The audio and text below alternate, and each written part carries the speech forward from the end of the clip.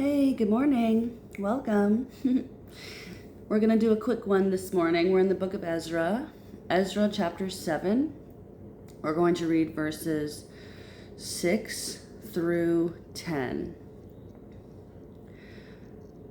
This Ezra was a scribe who was well versed in the law of Moses, which the Lord, the God of Israel, had given to the people of Israel.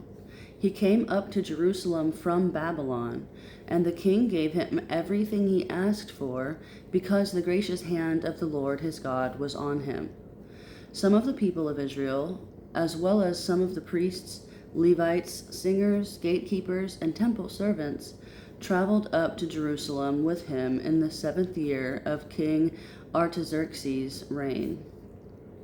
Ezra arrived in Jerusalem in August of that year. He had arranged to leave Babylon on April 8th, the first day of the new year, and he arrived at Jerusalem on August 4th.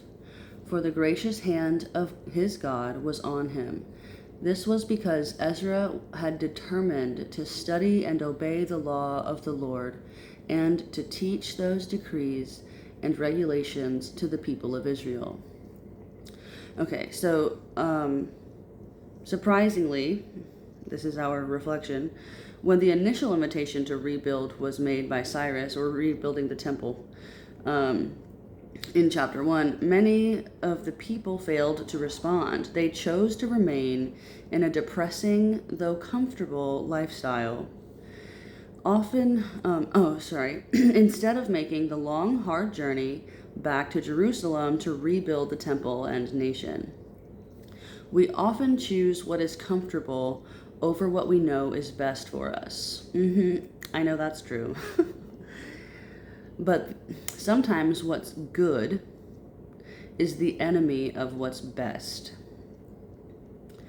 That's not written here. That's just something that I have learned. Recovery is a long, hard journey, but it is far better than the option of continued slavery. It's better than the option of continued slavery. Happily, when given a second chance to return to their homeland 80 years later, much of the Jewish population that had remained in Babylon decided to go with Ezra. 80 years is a long time to wait for a second chance at recovery.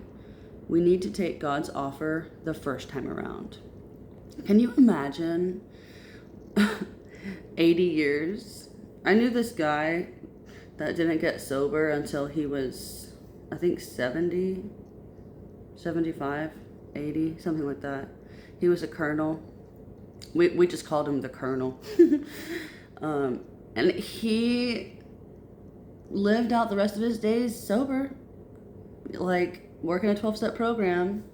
He died, I think he lived another 12, 15 years, I think. I mean, he died with some decent amount of time sober. What a great way to go out. But like, he used to say, like, I waited a long time for this simple truth, you know. When God offers you a chance at recovery, we need to take the offer. And then in verse 10, what a noble aspiration is recorded here. This careful student of the scripture had prepared his heart to seek what God was saying through his word. Then he was obedient to its requirements. Ezra also wanted to teach the people the truths he had discovered and share God's law with the people of Israel. It is natural for us to share something that we believe to be worthwhile.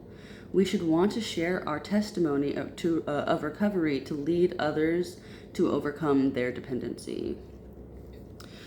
Oh my gosh, yes, so 2 topics here. Number 1, sometimes what seems good is the enemy of what's best. We are comfortable even though we are maybe in danger. We don't know what's ahead. It looks like a long, hard road to get somewhere that we have no idea what that's going to look like. So some people choose to stay in their comfortable but depressing lifestyle. Their comfortable but unmanageable lifestyle. I'm just like, aren't you tired?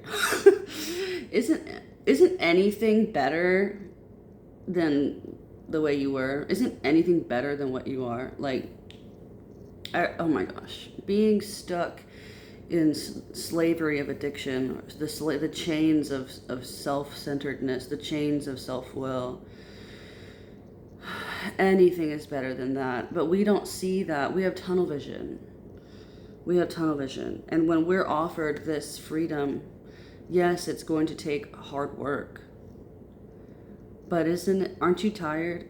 Like, aren't you tired of trying to do it your way? Aren't you tired of living in slavery? Aren't you tired of living in confusion? I mean, he came to Jerusalem from Babylon. Babylon is this place of confusion and disarray and war and self-centeredness and greed. I mean, it's very hedonistic. And he's coming to Jerusalem because God, the gracious hand of God, the Lord, was on him. And yes, it was a long, hard journey to get out of there. But anything's better than the way you were, dude. And then once we're gifted this priceless gift, this truth,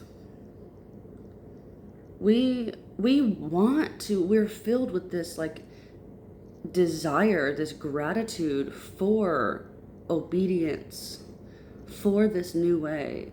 And many of us, I mean, it's kind of our job in 12-step programs, once we have laid hold of this ageless truth, we want to carry this message. We feel not just obligated because we owe our lives, but we feel compelled, we feel convicted, we feel encouraged, passionate about sharing this truth, about sharing the message of freedom, the message of hope. And I really enjoy sharing the truth about recovery to people to help them overcome dependency. It's not always received, but I'm always offering it.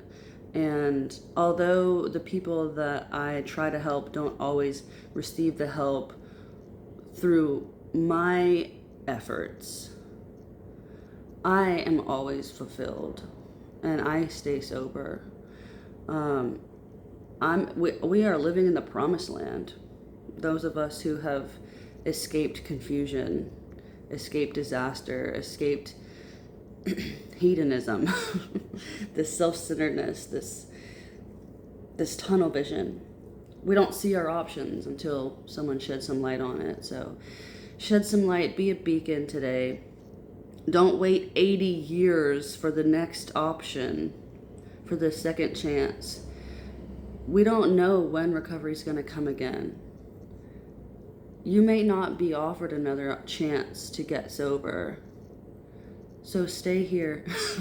Stay with us. We love you. We want to see you live and thrive and be happy and help others.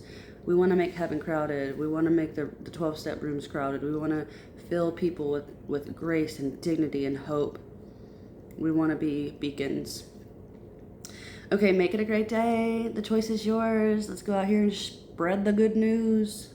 This is something that God has put on us to do. I'm so grateful for that. Okay, I gotta go get ready for work because I have a whole job that I go to all the time, days in a row, because I get to pay bills and get to have like an actual house with a roof on it. Okay, we love that. Bye.